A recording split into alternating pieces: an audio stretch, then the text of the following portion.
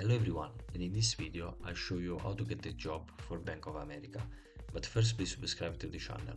So without further ado, let's dive in.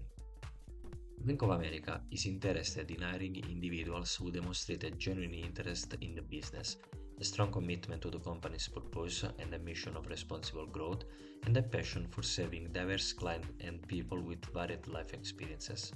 The recruitment process operates on a rolling basis, with interviews commencing before the application deadline, emphasizing the advantage of submitting your application early. Let's take a look to the interview steps. Initial screening. Following the online application, no paper copies accepted. Candidates undergo an initial screening involving recorded online questions. In-person interviews. Successful candidates proceed to in-person interviews, typically consisting of 2 rounds.